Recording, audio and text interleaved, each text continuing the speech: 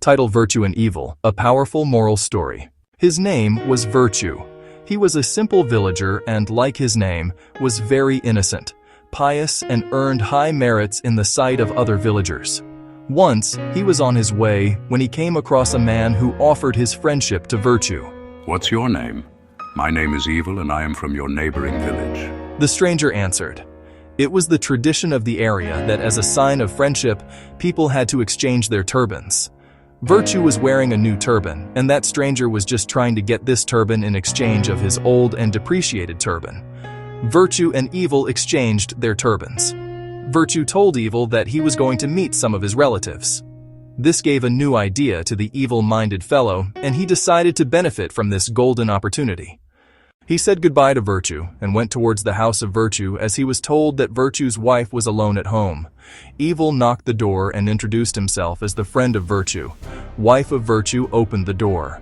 Now, Evil told a fabricated story to the wife of Virtue that he had news that some dacoits were planning to rob the house of Virtue. He requested the wife of Virtue that all the precious things, jewelry, cash, be handed over to him so that he could take it to some safer place. In order to prove his words, Evil showed the turban of Virtue. Wife of the Virtue believed the Evil and handed over him all the precious things, and Evil slinked away after getting all the wealth of Virtue. Evil was carrying all the things of Virtue in a bundle on his head when he again encountered Virtue. Evil had no opportunity to escape. Suddenly, Evil got a sight of a well near to him. This gave Evil an idea to get rid of Virtue. He placed the bundle of belongings of Virtue aside and took him near to the well and asked him to fetch some water out of the well. As soon as Virtue bent down to see into the well, Evil gave a hard push and Virtue landed into the well. Evil believed that the Virtue would have died. Now Evil had all the time in the world to escape and to enjoy the looted money. The well was fortunately dry. Virtue received minor injuries as he fell down in the well.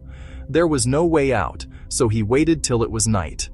While Virtue was sitting in the corner of the well, to his utter surprise, after some intervals, a pigeon, a king cobra, and a monster jinn arrived in the well. However, the presence of Virtue went unnoticed. Now, they started a conversation. "I know a place, soil of which has a very unique quality. If the soil of that place is inserted into the eyes of a blind by birth, his sight would be restored, and he will see like a common man. But this secret is not known to anyone," Pigeon said. "My brother has occupied the body of the princess and is now enjoying the bounties of the whole kingdom. All efforts of the king to get rid of him have failed. No one knows that the life of my brother Jin is in a parrot, which is kept in a cave very near to this well. If someone kills that parrot, my brother will automatically be killed. But this is a secret, and nobody is aware of it," the Jinn said. The king cobra said, "My brother is the richest in the world. He is living in a cave which is full of treasure of gold, diamonds and coins. But no one has the courage to even come close to that cave, as my brother is a gigantic king cobra and could kill hundreds of people with a single sting. Only way to kill him and get all the treasure is to pour hot oil in the very small hole of the cave. But no one knows that secret." After this little conversation, all three went to their destinations, and now Virtue was again alone in the well. When there was daylight, Virtue made hue and cry, which fetched the attention of some passengers who were passing by the well. They got Virtue out of the well, and Virtue safely reached his home and consoled his wife over the tragic incident, as they were deprived of all their valuables, and Virtue hardly escaped from a murder attempt. First, Virtue went to the place which was mentioned by the pigeon.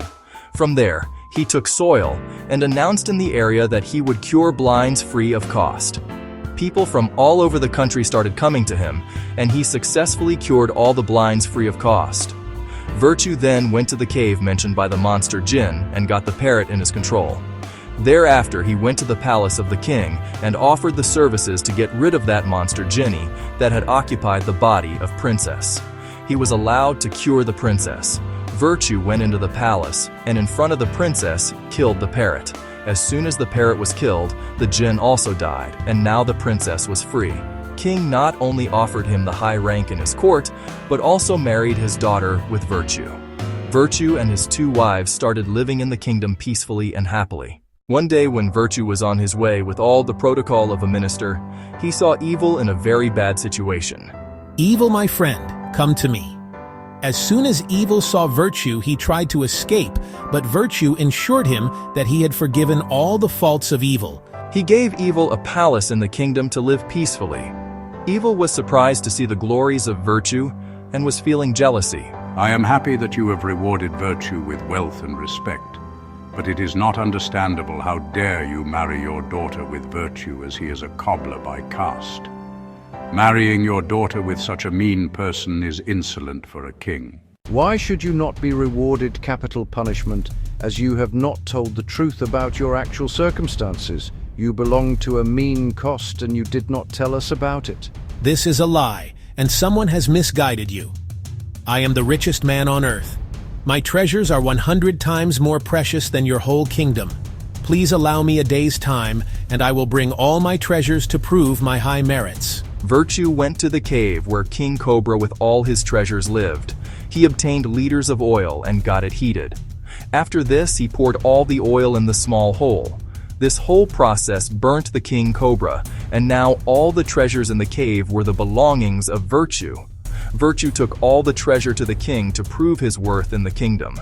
King Thee was very embarrassed and apologized Virtue for all this misunderstanding. Again the Evil sought forgiveness from Virtue, which he granted.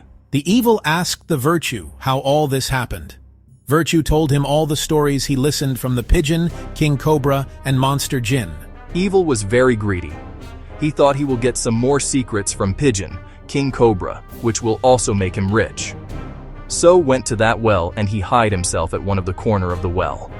As expected at night, Pigeon, King Cobra, and Monster Jinn came into the well and started their conversation. Pigeon, I told you about the soil which could normalize the sight of blinds. Nobody knew it. But now many blinds have been cured with this soil. I could not understand how it could be possible. Monster Jinn, today I am very sad. My brother was murdered, but nobody knew how it could be possible to kill him. King Cobra, my brother is also killed by some brave man, but nobody knew how my brother could be killed. After some conversation, there was a consensus among all three that someone was listening to their conversation. So they started searching, and soon found Evil there. Evil raised hue and cry, but of no avail. There was no one to save his life. Monster Jinn killed him in a cold-blooded manner.